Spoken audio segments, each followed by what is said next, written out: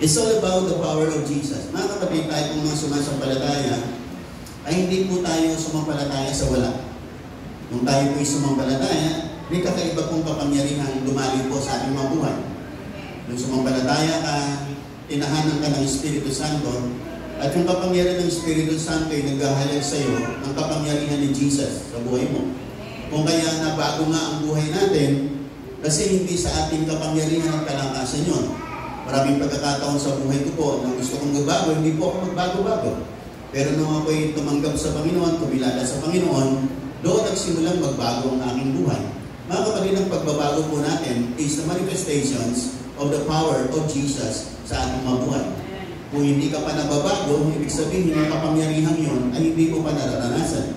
Pero kapag naranasan mo na si Jesus at yung kanyang kapangyarihan, walang ibang mangyayari sa iyo kundi magbabago ka talaga. Magbabago ka.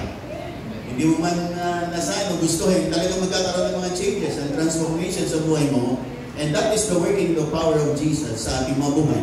Yan ay pagkilos ng kapangyarihan ng Diyos sa ating mga buhay. And every one of us ay meron pong kapangyarihan ito, lahat ng sumasampalataya sa Panginoon. Amen po ba? Sabihin mo sa katabi mo, may kapangyarihan ka. Amen po ba? Alam niyo, maraming mga tao, gusto nilang meron silang kapangyarihan. Pero tayo mga Kristiyano, natural po sa atin yan. Kasi kasama po natin ang Panginoon. Ang power po natin is not on our own, but it is the power of the Lord working in our lives. Meron po mga tao, bumabasa sila ng mga aklat ng mahika, aklat ng witchcraft, kasi gusto nilang magkaroon ng kapangyarihan. Tayo po, nang magilala kay Jesus, automatic po, yung kapangyarihan ng Panginoon ay dumaloy po sa ating mga buhay at naririyan na po sa iyo. Yung naniniwala, magsabi ng amen. Ngayon, paano po? Magbibigay po ako ng 5 bagay tungkol sa kapangyarihan ito ng Panginoon para sa buhay ng bawat isa sa atin. Una sa lahat, sabi po rito sa verse 14, napakita siya sa kanila. Ang unang bagay na kinakailangan na nang sa ganon, maranasan mo yung kapangyarihan ng Panginoon, you need to see Jesus. Kinakailangan makita mo si Lord. Anong ibig sabihin ng pastor? Yung makita mo si Lord. Ibig sabihin, you need to understand and you need to have a revelation of who Jesus is. Sino ba ang Panginoon? Ano ba ang magagawa niya sa buhay ko? Sino ba siya? Siya ang Diyos na nagbabago ng buhay. Siya ang Diyos na nagligtas sa amin. Siya ang dakilang manggagamot. Siya ang gumagawa ng himala. Siya rin ang nagbabago ng ating mga buhay. Siya ang Panginoong Jesucristo. Amen po ba? Habang tayo po'y nakikinig ng salita ng Diyos, we come to realize the beauty of Jesus and the power of Jesus manifesting sa buhay ng bawat isang sumasampalataya. Kaya kung ikaw ay sumasampalataya, patuloy mong makikita along the way ang kagandahan ng Panginoon, ang kapangyarihan ng Panginoon, at ang magagawa niya sa buhay mo. Amen po ba? Nakikinig po ba kayong lahat? Dati po, nung tayo po ay hindi pa nakilala sa Panginoon, alam lang natin si Jesus na matay sa krus. Kasi tuwing Holy Week ay pinagdiriwang po natin yan. Ikaw man ay born again o hindi born again, ay nalalaman mo yan. Kasi pinagdiriwang po natin yan every Holy Week ang kamatayan ng Panginoon sa krus ng Kalbaryo. Pero habang tayo pinag-aaral ng salita ng Diyos, it is more than that. Higit pa roon ang pwedeng gawin ni Lord sa buhay mo. Higit pa roon ang pwedeng pagkilos ng Diyos sa buhay mo kung maiintindihan mo at maunawaan mo sino ba itong Jesus na ito. Sino ba itong Panginoong Jesus na ito na namatay sa krus ng Kalbaryo, muling nabuhay sa ikatong araw at naluklok sa kanang trono ng Diyos Ama sa langit. Mga kapatid, siya ang Panginoong nagbabago ng buhay. Siya rin ang Panginoong magdadala po sa atin sa buhay na walang hanggan. Siya ang provider ng ating mga buhay. Siya ang ating dakilang pastor. Siya ang ating dakilang manggagamot. Siya rin ang miracle worker. Sa kanya ang hihimala. Sa tinignan niyo po ang banal na kasulatan, wherever Jesus is, there is miracle. Kung saan naroon ng Panginoon, mayroong nangyayaring himala sa mga lugar na yon, kung saan nandun si Jesus. Amen po ba? Amen po ba? Nung nandun siya sa Lake of Gennesaret, nung dumaong sila Peter, wala silang mga nahuli nung gabing yun, sapagat ang mga nangingista sa gabi. Kasi madilim ang gabi, lumalabas yung mga isda. Pero magdamag silang nahuli, wala silang nahuli. Pero nung sila dumadaong na, nandun si Jesus sa lugar na yon, at ang Panginoon ay nangusap sa kanila, nagsalita sa kanila, nagturo sa kanila, at sa broad day, no, sa araw panahon at araw, maliwanag ang sikat ng araw, pinapunta uli sila ng Panginoon. Sabi, bumalik kayo ron at ihulog niyo ulit ang inyong lambat. Amen po ba? At sila po yung nakahuli ng napakaraming huli ng pagkakataon niyo. Bakit po? Kasi nandoon po si Jesus. Amen po ba? Amen po ba? Pag si Jesus nasa buhay mo, si Jesus nasa pamilya mo, si Jesus nasa bawat larangan ng buhay mo, may himalang mangyayari sa buhay mo. Merong kapangyarihan dumadali sa buhay mo at ito magdadala sa iyo sa mga next level ng buhay mo. Kaya nga kay Lord, paganda ng paganda ang buhay natin, patagumpay ng patagumpay ang buhay natin. Although may mga times na darapa tayo, nagkakamali, nagkukulang, pero bangon lang, bangon lang. At nakikita mo ng Panginoon, babangon ka, aangat ka, tapos tutulungan ka para ikaw ay magtagumpay at makapunta sa next level ng buhay mo. Nakikinig po ba kayong lahat? Nakikinig po ba kayong lahat? Ang lagi ko lang pong bilin po sa ating lahat, magpatuloy ka lang. Magpatuloy ka lang. Maaaring sa pagpapatuloy natin, hindi lahat puro tagumpay. May mga tagumpay, pero minsan mayroong setbacks. Mayroong isang pagkakataon na minsan nadapa tayo, pero sige lang, tangon lang, tuloy ulit. Tuloy ulit. Nakikinig po ba kayong lahat? Kasi pag hindi ka tumuloy, hindi ka makakarating doon sa destiny, doon sa katutunguhan na nais ni Lord para sa buhay mo. Halimbawa, ikaw pupunta ng Baguio, may dala-dala kang sasakyan. Pag along the way, naplatan ka, hindi ayusin mo lang yung naplat, palitan mo ng reserva. Then, tuloy ulit, tuloy ulit. Maaaring pagdating pa sa Dakaro, nasiraan yung sasakyan mo, hindi ka pa nakakarating sa Baguio, di pa-repair mo lang, ayusin mo lang, manang ka ng pyesa. Tapos pag naayos na, tuloy ulit, at makakarating ka. Amen po ba? Pero kung ikaw ay naplatan, ayoko lang, balik na tayo, hindi na kaya. Eh wala, hindi ka talaga makakarating. Mga kapatid, lahat po tayo pinagdaanan ni Lord. Amen po ba? Nahiginig po ba kayong lahat? Hindi lang niya po tayo pinagdaanan ng promised land ng ating mga buhay. Binigyan niya pa po tayo ng kalakasan at kapangyarihan para makarating po tayo sa tugat sa mga pangarap po ng ating buhay. Amen po ba? Lalo na po yung mga kabataan natin, marami silang pangarap. Mga kabataan, you need to stay connected with the Lord. At dapat sa bawat aspeto ng buhay nyo, you need to see Jesus. Maaaring nyo nakikita nyo ngayon, yung mga tagumpay ng buhay, dapat makita mo na sa tagumpay na yan. Pinalalayan ka ni Lord, sinamahan ka ng Panginoon, tinulungan ka ng Diyos, pinaburan ka, kaya nakarating ka niya. Kung pagkakataon namang dumating ka sa mga pagsubok, problema, at mga setbacks ng buhay mo, mga failures of your life, you need to see Jesus.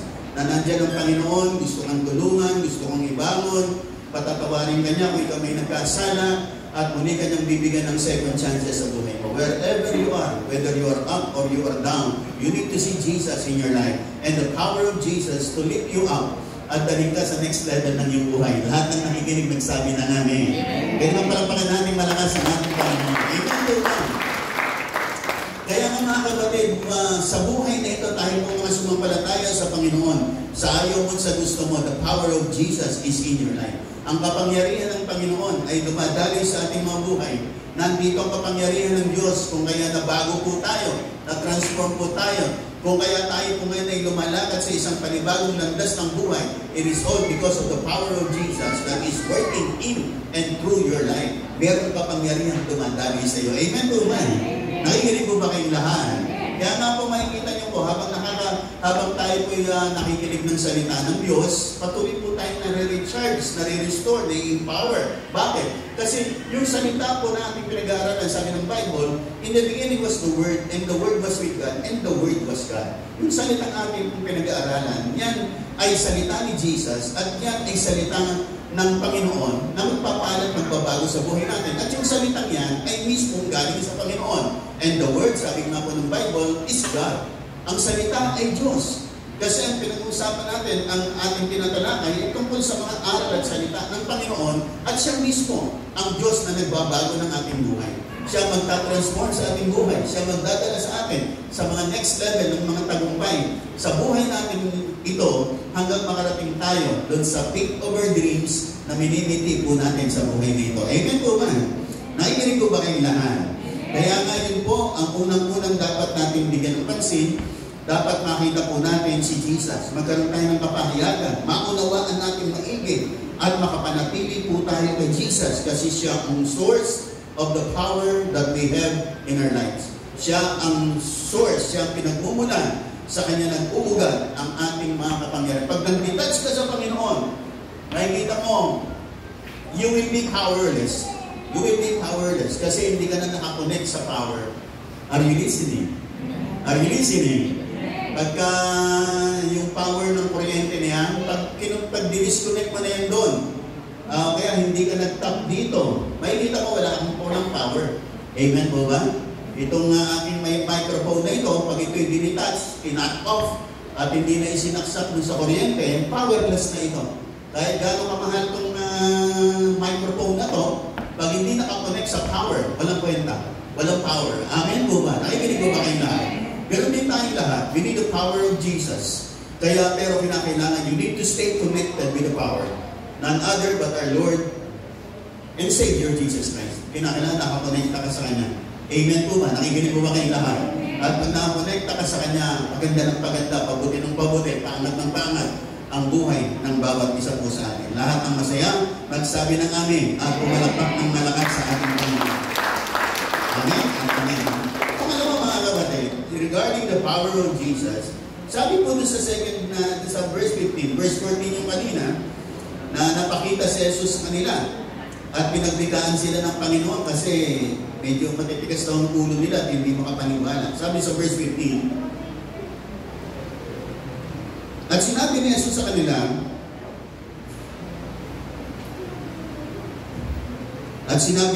kanila, umayo kayo sa buong sanlibutan at ipangaral ninyo sa lahat ang mabuting balita. Ayan.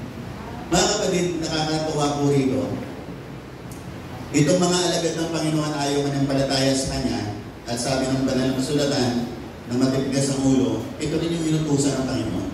Amin po ba? Nakikinig po ba kayong lahat? Nakikinig po ba kayong lahat?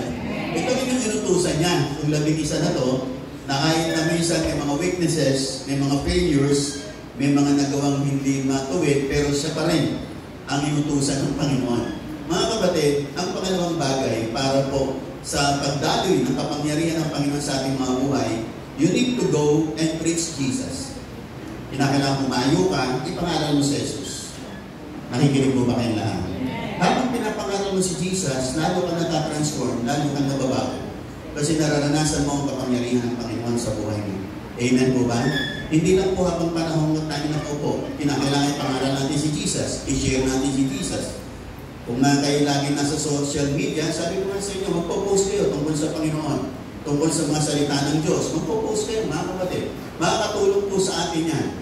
No? At kung may mga pagkakataon na ma-share niyo yung mga kaibigan niyo, kamag-anak niyo, mahal sa buhay, lalo na pag may mga event tayo, imbitahan niyo na. Mahalaga, makarating lang sila rito, lahat ng nakikinig magsabi ng amin, at habang tayo po'y nagpapagamit sa Panginoon, lalo natin nararanasan yung kapangyarihan ng Panginoon. Lalo natin nararanasan. Ako po ay lumaki po ako bilang isang Kristiyano sa kalsada po. Kasi nasama po ako sa grupo na lagi nagpuprusada sa labas. Lagi silang nasa labas, nagpuprusada. Sabi ko nga sa inyo, taga-bitbit na ako ng spear. Pero kasama po nila ako, nangangaral. Diyan po ako na-train hanggang unti-unti. Nagpe-pray na hanggang unti-unti. Nangangaral na. Unti-unti lang mga kapatid.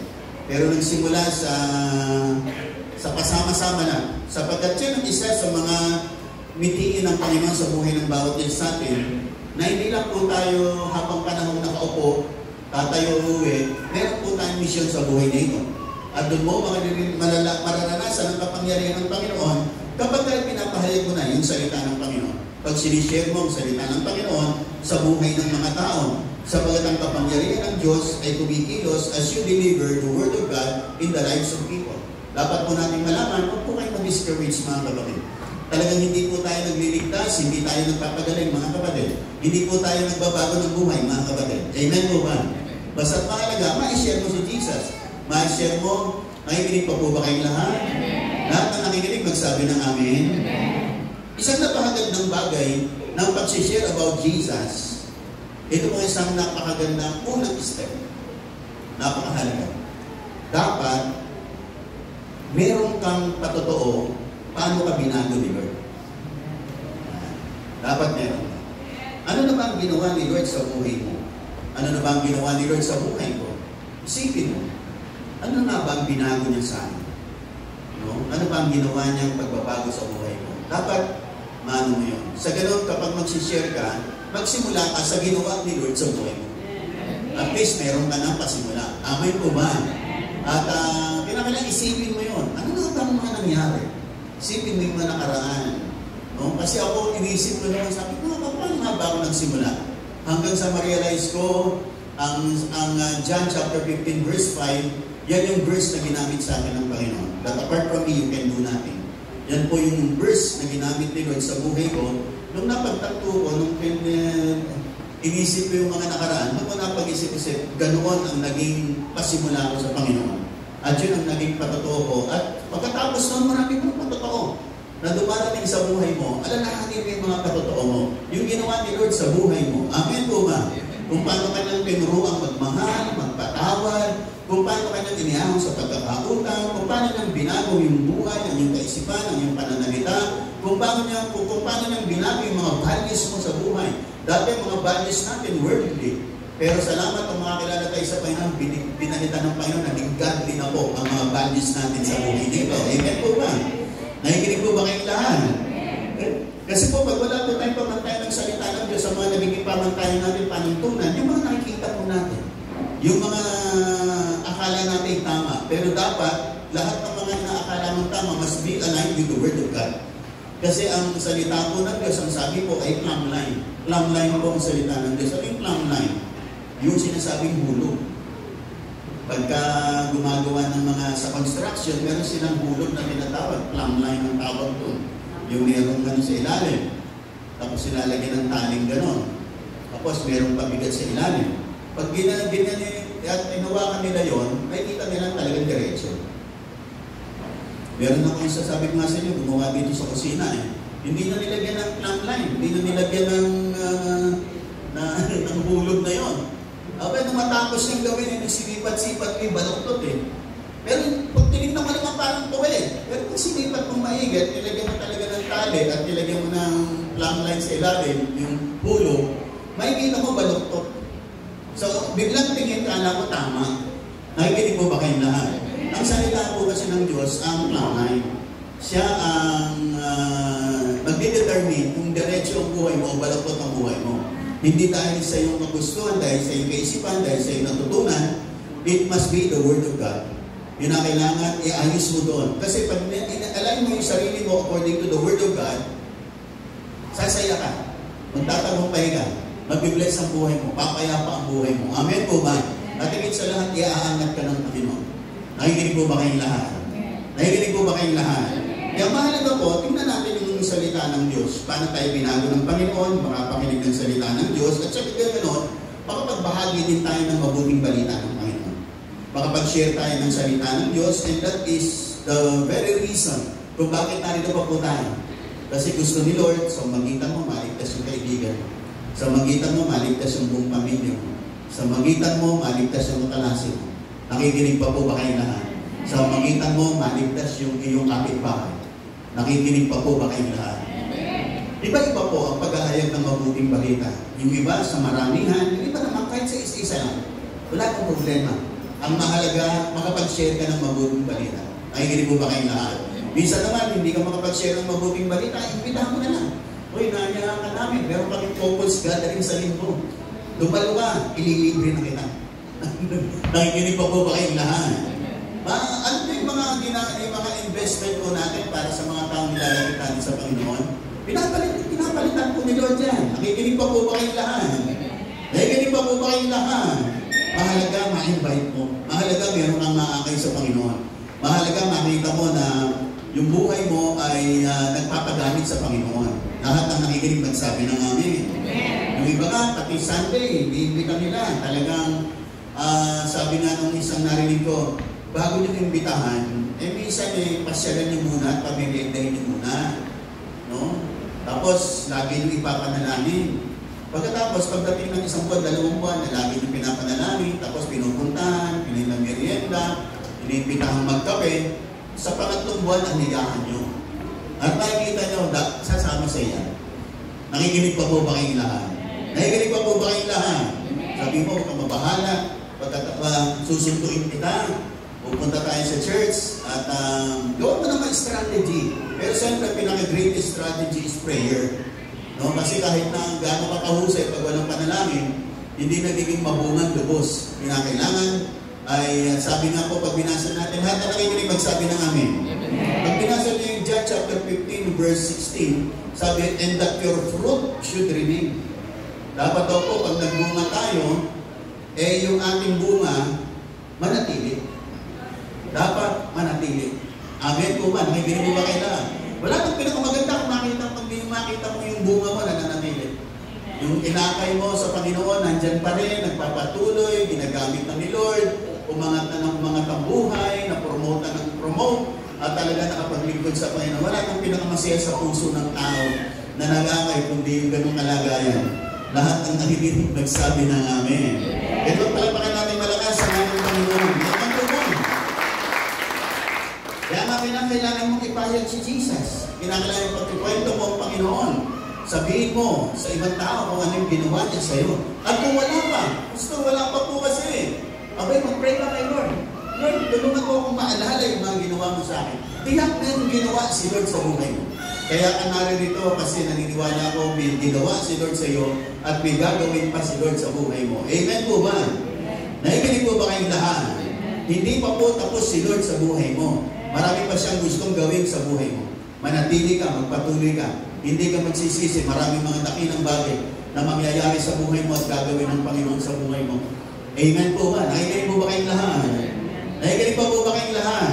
Ang Panginoon na gumawa sa buhay ko, nagbago sa buhay ko, nagpagaling sa akin, ang siya rin magpapagaling at magbabago sa buhay mo. At marami pa siyang magandang bagay na gagawin sa buhay natin lahat. Amen po ba? O isa pang malakas na palapang sa ating Panginoon. Amen? Amen? Amen. At kaya yan po yung pangalawa. Una, you need to see Jesus. At pangalawa, you need to go and preach Jesus. Kailangan mo share si Jesus sa buhay mo.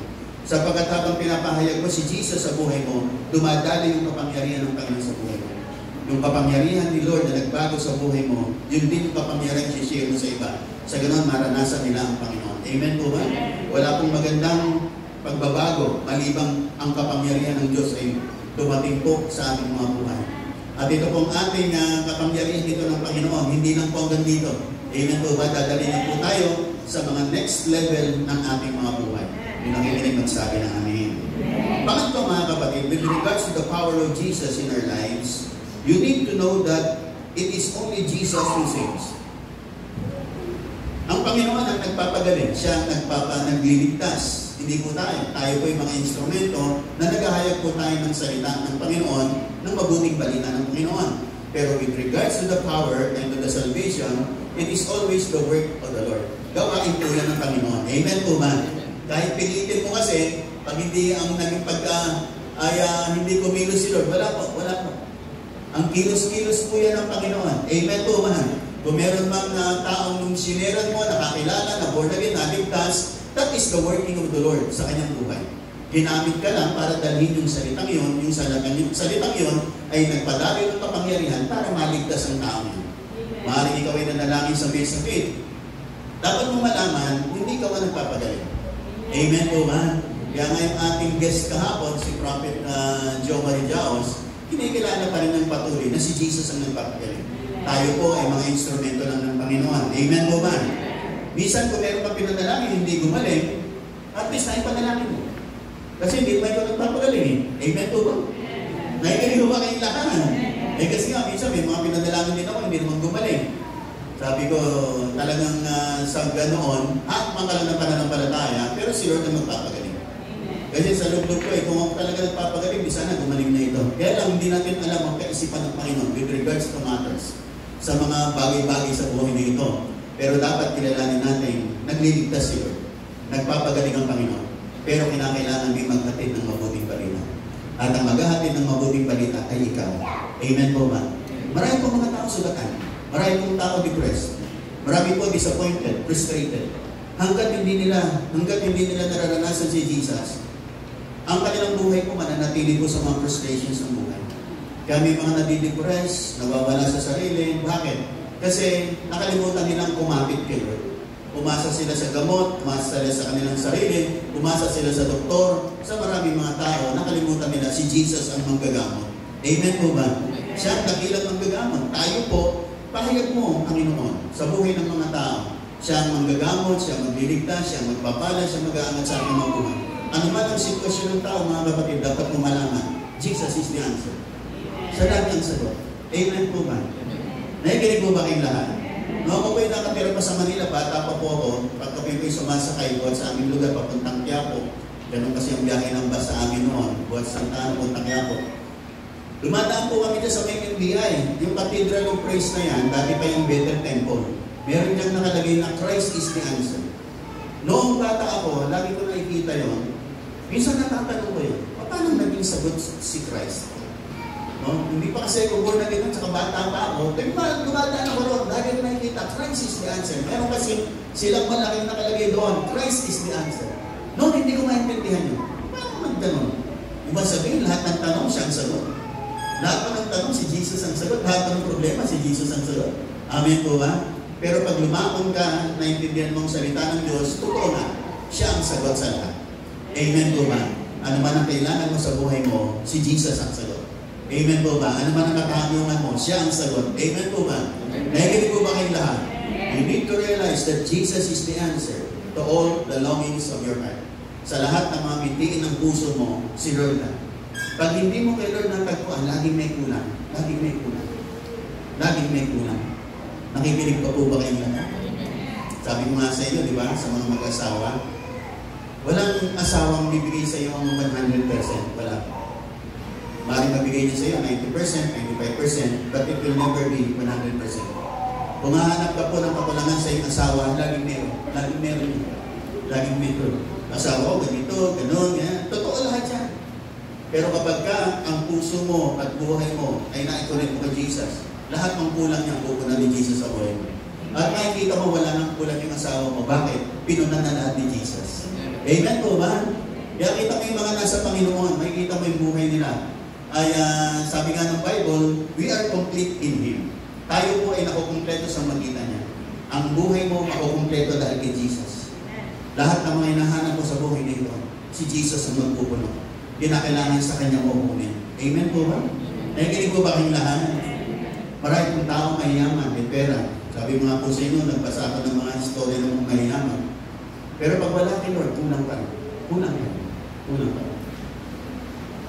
Nakikinig po ba kayong lahat? Nakikinig po ba kayong lahat? Yun nga mga nakilala ko ng mga mayayaman na born again. Bago sila na born again, ang mga utang nila, 100 million, 50 million. Pero ang mga naman. Samantalang tayo, minsan mga magkaroon tayo 5,000, tuntuhan na tayo. Naglululuntig na tayo sa tuwa. Nakikinig po ba kayong lahat? Pero sila, pag meron silang 100,000, parang hindi pa sila masaya. Kaya minsan, nakakatuwa yung mga bata. No? Minsan, bigyan mo 100, tuntuwa na, naglululuntig na. Bigyan mo 50 pesos. Yun namang iba, bigyan mo 1,000, malungkot na. Nakikinig po ba kayong lahat? Kaya wala nang pinakamaganda kundi kay Lord. Wala na po pinakamaganda. At lahat ng longings ng puso natin, desires of our heart, no? Sa Kanya po, siya po ang magpupuno. Kaya yung sabi sa delight yourself in the Lord and He will give you the desires of your heart. Kay Lord mo hanapin, sabi sa Tagalog version, kay Lord mo hanapin ang kaligayahan at ang pangarap mo iyong makakamtan. Amen po ba? Kaya kay Lord mo hanapin, kay Lord mo hanapin. Amen po ba? Yung mga magulang po natin, hindi kompleto yan. May mga kakulangan ng mga magulang. Yung mga kaibigan natin, may napupunan sila sa puso natin, pero laging hindi sapat. Laging kulang. Pero si Lord ang magpupuno ng lahat ng ito. Nakikinig po ba kayong lahat? That's why you need to share Jesus to other people. Pinakailangan mo share ang Panginoon sa buhay ng iba. Kasi siya lang ang tanging makakamit. Magkakaroon siyang tanging kasagutan sa lahat ng pangailangan ng tao. Pag naitala mo siya sa Panginoon, makikita mo mag-iiba ang buhay ng tao niya. Magbabago ang buhay ng tao niya. Nakikinig pa po ba kayong lahat? Pwede bang palagpakan natin malakas ang ating Panginoon? Amen.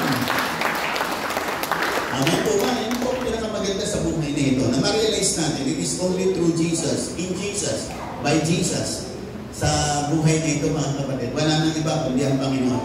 Kaya wag po tayong magpatakot mag-share ng salita ng Diyos. Kasi siya ang gumagawa, siya ang magpapagaling, siya ang magpapala. Tayo, share lang natin yung mga ginawa ni Lord sa buhay natin. At dapat na ibahagi mo. Kasi gusto ni Lord, kaya ang ginawa ni Lord ng maganda, kasi gusto niya i-share mo sa iba. Sa ganun si Lord ma-glorify through your life, na kung anak ko, pinapatotoo niya ang aming kabutihang ginawa. Natutuwa po ang Panginoon sa buhay natin. Kapag kasi ni-share natin si Jesus sa atin, sa buhay ng ibang tao, sa kaibigan mo, sa close friend mo, sa mag-anak mo, kapitbahay mo, depende mga kapatid. Amen po ba? Nakikinig pa po ba kayong lahat? Lahat ng masaya pa, magsabi ng malakas na amen. Kaya nga, ang kapangyarihan po ay galing sa Panginoon. Hindi po sa atin, tayo po yung instrumento lang ng Panginoon. Pero hayaan po natin na sa magitan po ng kapangyarihan dumadali sa atin, makita po ng mga tao ang ginagawa ni Jesus sa buhay ng bawat isa po sa atin. Lahat ng masaya pa magsabi ng amen. Yung next mga kapatid, tingnan niyo po ito, yung verse 17 na sinasabi, ang mga nasa na ba? Verse 17 na ako. Nakatatlo na ako. Verse 17. Pang-apat, ang mga sumasampalataya magtataglay ng ganitong tanda ng kapangyarihan. Sa pangalan ko'y magpapalaya sila ng mga demonyo, magsasalita sa ibang wika, sila'y hindi dumampot na ng ahas o uminom ng lason, at gagaling ang mga may sakit na mapatungan ng kanilang kamay. Tayo pong lahat mga kapatid, lahat ng sumasampalataya dito magsabi ng amen. Lahat ng sumasampalataya magsabi ng hallelujah. Kung sumasampalataya kay Jesus, meron kang kapangyarihan dito. Minsan lang, hindi mo ginagamit. Minsan lang, akala mo itong kapangyarihan ito para sa mga pastor lang, para sa mga leader lang, para lang sa mga heads namin, parang hindi sa akin to. Pero ang katotohanan, ito po ay sa lahat. Sa baguhan at sa datihan, na sumasampalataya kay Jesus, you have the power in you. Meron kang kapangyarihan dumadali sa iyo. Nakikinig mo ba kayong lahat? Sabi mo sa katabi mo, may kapangyarihan ka. Ang kapangyarihan, palayas ng demonyo. Amen po ba? Kaya kung meron po mga kagulumihan sa ating buhay, pamilya, sa ating lugar, mga kapatid, workings of the evil yan. Pwede po natin palayasin yan. Amen po ba? Minsan may mga taong inaalipin ng kaaway, may mga taong napuposes, no? Ako po kasi naranasan ko, okay, bago mananampalataya, nakaranas po ako ng mga ganyan. Minsan nag-mission kami nun sa Tanay, sinishare namin ang salita ng Diyos sa babae ron, every week pupunta kami ron. Pagbalik namin sumunod na linggo, hinahanap namin yung babae niya na sinishare namin ang salita ng Diyos. Ang sabi sa amin, yung sinishare ko rin ang salita ng Diyos, nasiraan ko ng isip. Nagulat kami. Sabi ko, ano na lang ang patutuon namin dito? Nasasabihin ng mga tao na makapakinig ng salita ng Diyos, nasisiraan na ng isip.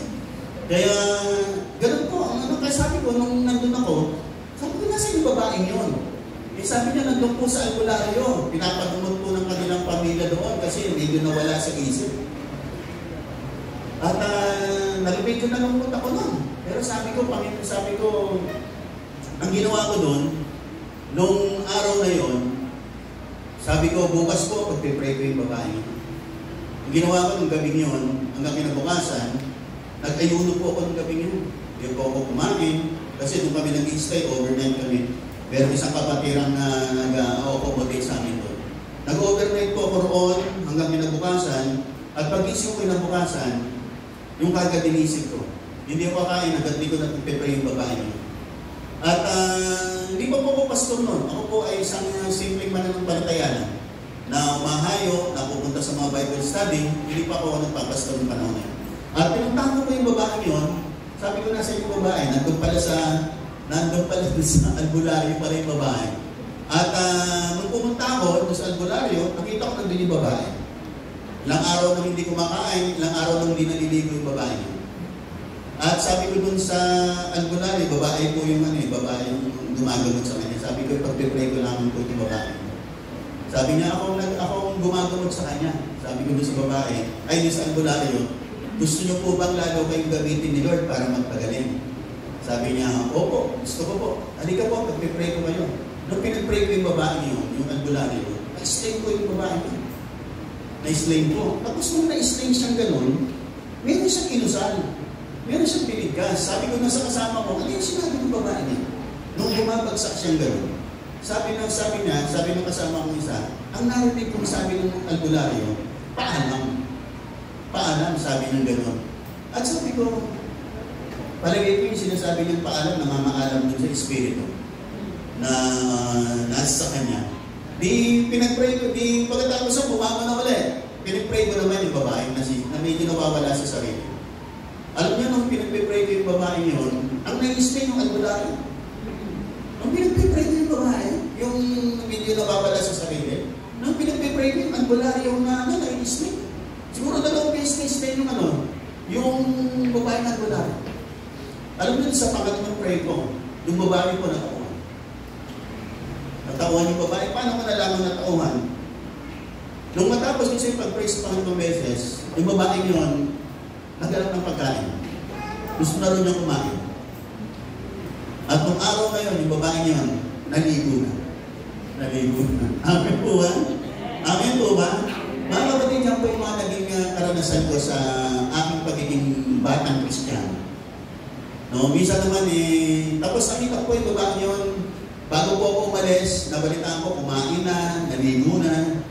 At kaya pagbalik namin, tuloy ulit ang gawain ng Panginoon. Nakikinig pa po ba kayong lahat? Nakikinig pa po ba kayong lahat? Kaya mga kapatid tayo po, every one of us can be used by the Lord. Pwede kang gamitin ng Panginoon. Hindi mo na kinakailangan tumawag ng pastor. Hindi mo na kinakailangan tumawag ng leader mo. Pag nandun ka na, nasaba ka na ron, gamitin mo na yung kapangyarihan yung bigay sa iyo ng Panginoon. Meron yan. Andyan yan. Amen po ba? Nakikinig po ba kayong lahat? Kung baga yung kapangyarihan nakatago na, hindi mo ginagamit kasi, hindi mo nilalabas ilabas mo na, gamitin mo ang pangalan ni Jesus. Kasi ang sabi po ng talatang ito, ang mga sumasampalataya ay magtataglay ng ganitong tanda ng kapangyarihan. Sa pangalan ko, sa pangalan ni Jesus. Gagamitin mo lang ang pangalan ng Panginoon. Nakikinig pa po ba kayong lahat? Nakikinig pa po ba kayong lahat? Kaya po tayo po ay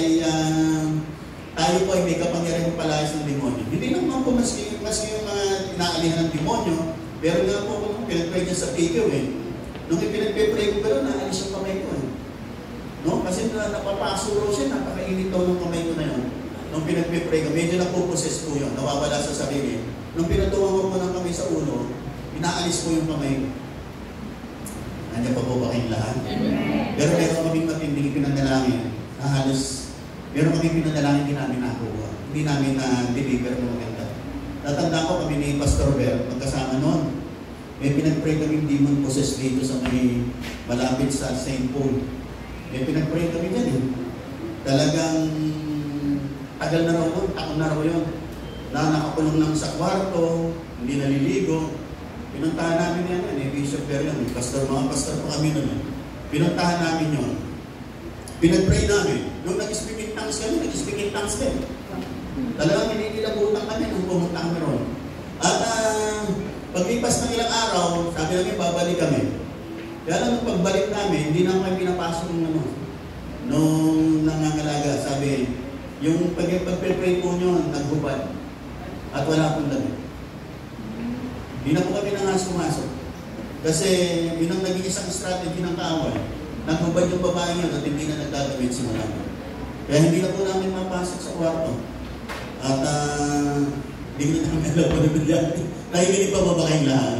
Iba-iba po mga kapatid. Marami po. Natanda ko nung kayo nasa Manila, meron kami pinag-pray na mga na-demon possessed na pinag-pray namin. Alam niyo, grabe yung pagkaka-demon possessed nun.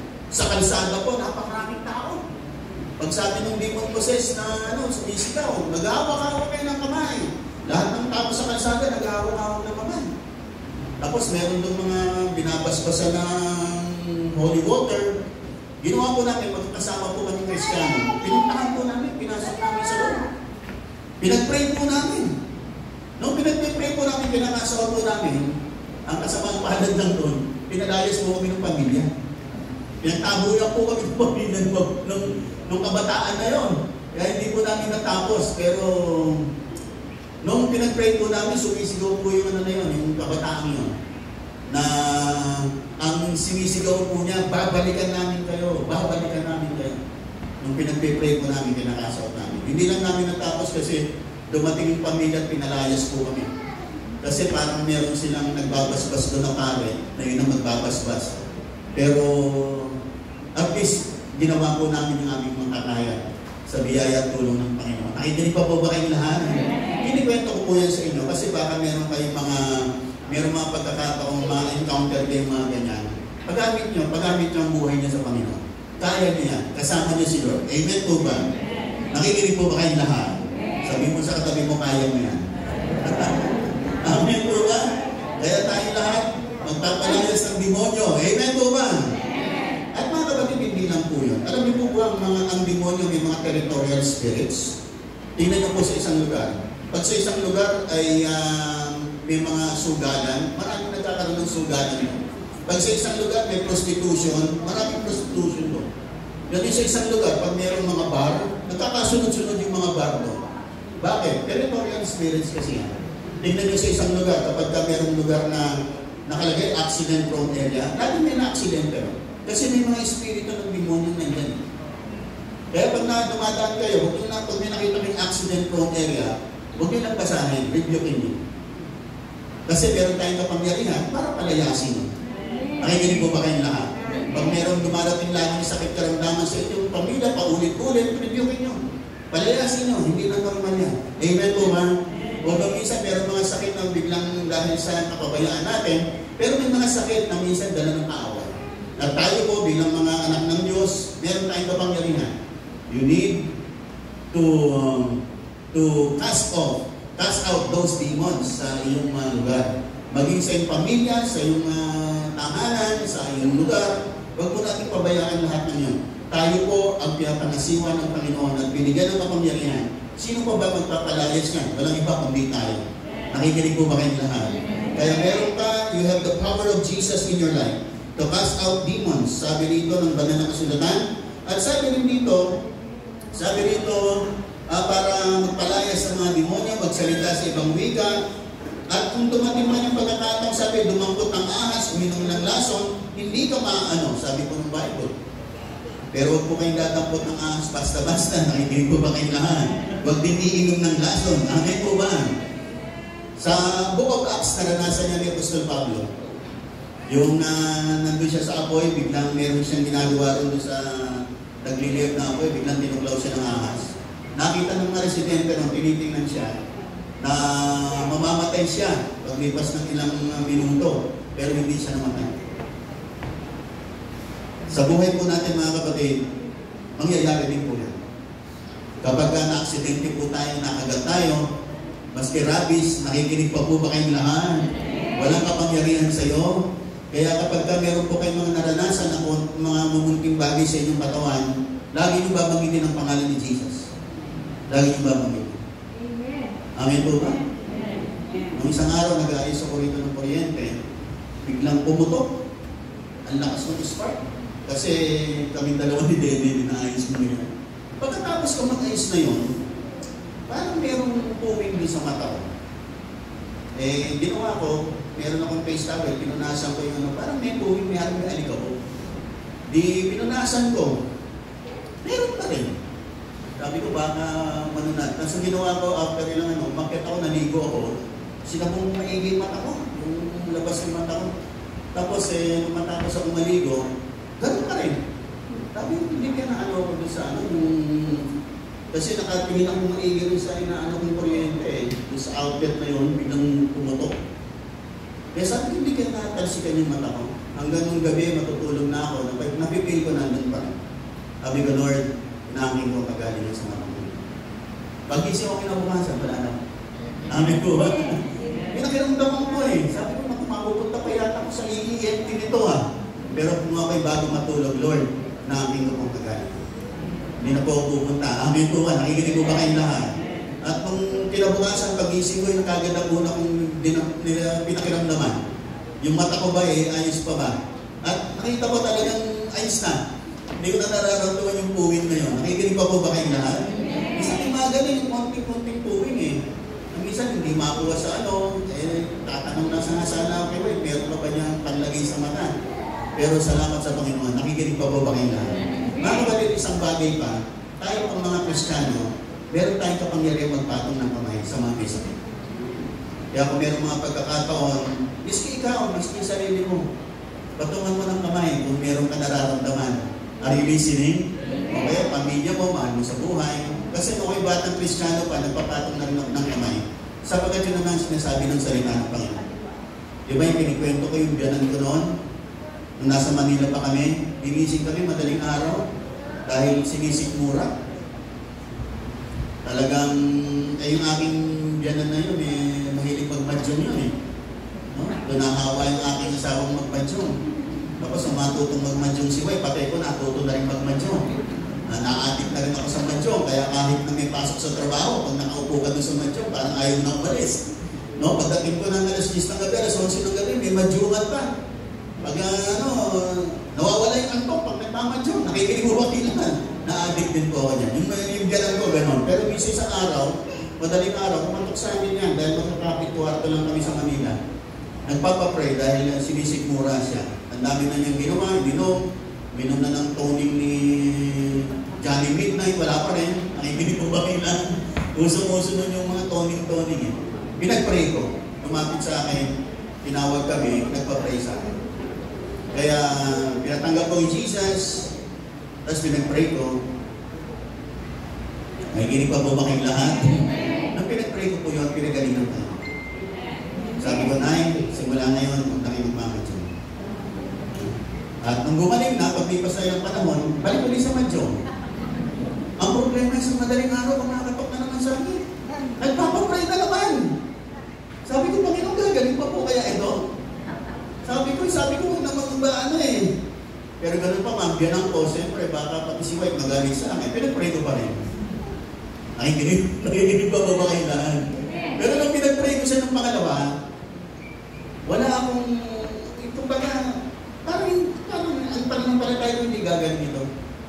Kasi sinabihan ko na, huwag na magmamadyo, tuloy pa rin. Tapos ngayon, papapray. Pinagpray ko lang, for the sake of pag-pray. Alam mo, pinagaling pa ulit ng Panginoon. Pinagaling pa ulit. Kaya ako nagtataka, sabi ko rin, ba't pinagaling mo to? Ako sa akin eh, sabi ko, nung nagtatanong ako sa Panginoon, sabi ko rin, ba't gumaling? Sabi niya, anak, kaya ako pinagaling niya, hindi dahil sa kanya, kundi dahil lumiling ka sa akin. Kaya pinagaling ko siya. Thank you Lord, sabi ko gano'n. Salamat Panginoon, ha? Sabi mo gano'n. Nasabi, kaya ko siya pinagaling. Kasi, sinabi mo kagalingan para sa kanya. Hindi dahil sa kanya, kundi dahil sa iyo. Pinagaling ko siya. Amen po ba? May mga ganun po ba ng instance? Amen po ba?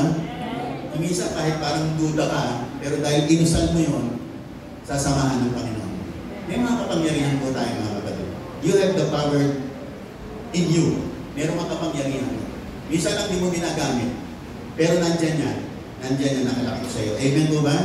Maski mga gumugulo po sa atin, mga kapatid, maski mga sinasabing kulang-kulang, hindi ka kakapitan ng kulang, kapatid.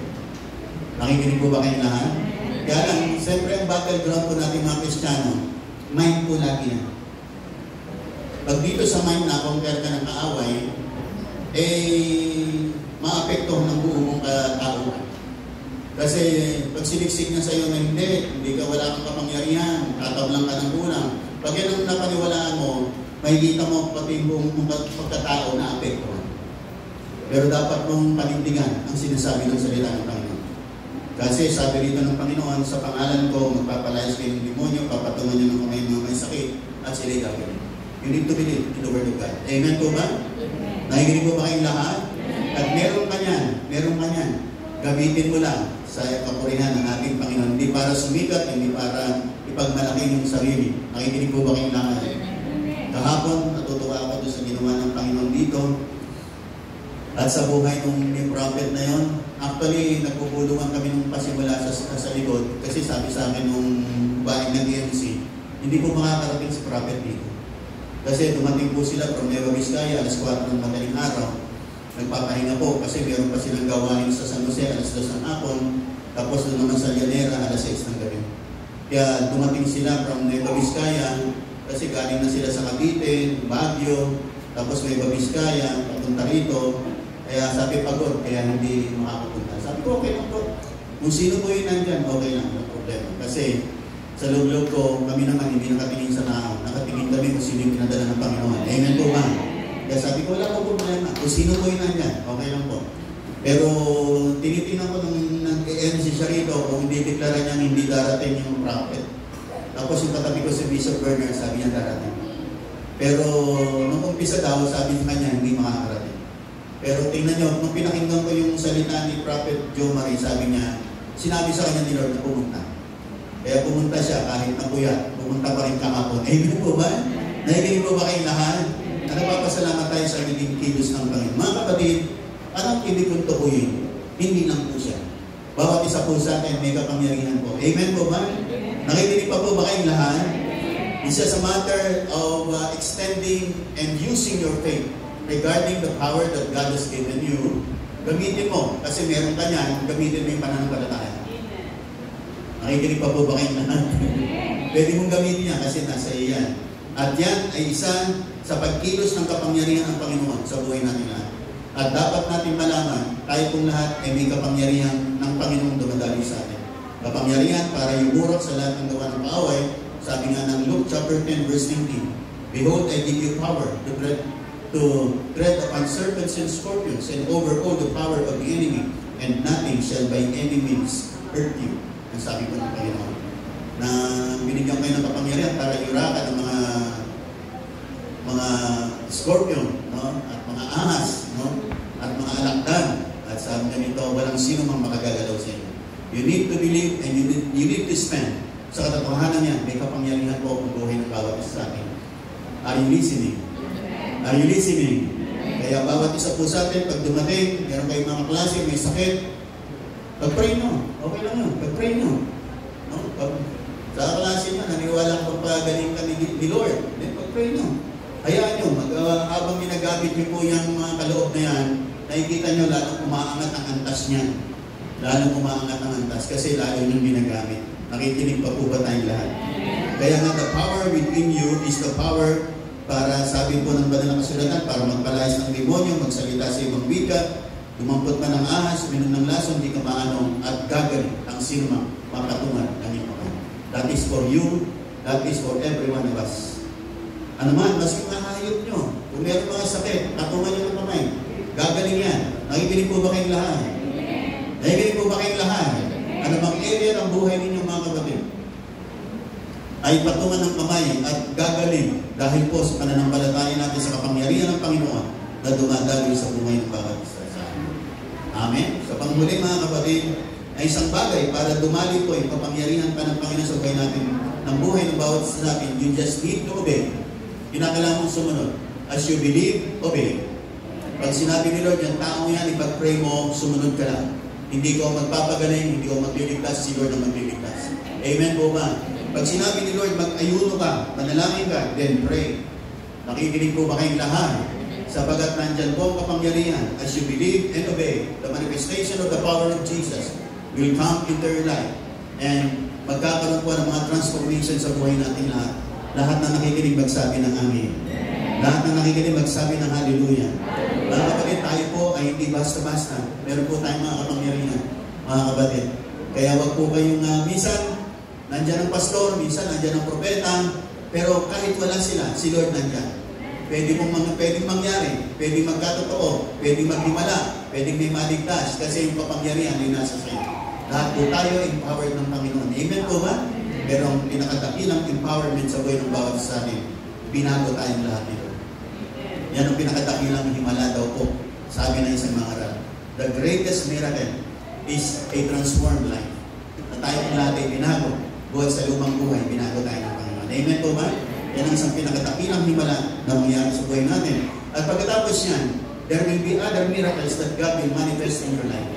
Miracle para sa iyong pamilya, miracle para sa iyong kagalingan, miracle para sa iyong promotion, miracle para sa mga open doors ng buhay mo. You will never be the same again. Kasi may kapangyarihan si Jesus na dumadaloy sa iyong buhay. Lahat ng nakikinig magsabi ng amin. Amen. Pwede bang palakpakan natin malakas ang ating Panginoon. Mga kapatid, pwede mo bang lahat ay tumayo? Thank you, Jesus. Amen. Sige po, pwede mo bang lahat ay yung patuloy. Mga kapatid, nais ko pong sabihin sa inyo ulit, Ang kapangyarihan ni Jesus ay nasa inyong mga buhay. In-empower niya tayong lahat para maging instrumento ng Panginoon sa buhay ng mga tao. Mga taong gusto ni Lord na mailapit sa Kanya sa pamamagitan ng ating mga buhay. Pero higit sa lahat, ang kapangyarihan bigay ng Panginoon, kapangyarihan para baguhin ang ating mga buhay. At ganun din, ang kapangyarihan nito ay magiging dahilan na ikay gamitin ng Panginoon para sa mga may sakit, para sa mga nawawalan ng pag-asa, para sa mga nasa depresyon, para sa mga naalihan ng demonyo. Gagamitin ka ng Panginoon. Basta focus ka lang kay Jesus, makita mong magagawa ng Panginoon sa buhay mo. Merong kapangyarihan, nasa sayo na. Ilabas mo lang. Gamitin mo ng may pananampalataya. Sapagkat nasa iyo na. Nasa bawat isa na sa atin. Hindi lang pastor ang gagamitin ng Panginoon. Hindi lang bishop. Magiging ikaw na isang simpleng pananampalataya. God can use you. Pwede ka niyang gamitin sa isang dakilang kaparaanan. Kung paano niyang ginagamit ang mga lingkod ng Diyos, paano niyang ginagamit ang propetang pinadala rito kahapon, pwede ka rin yung gamitin. Higit pa roon, pwede gawin ng Panginoon sa buhay mo. And you will never be the same again.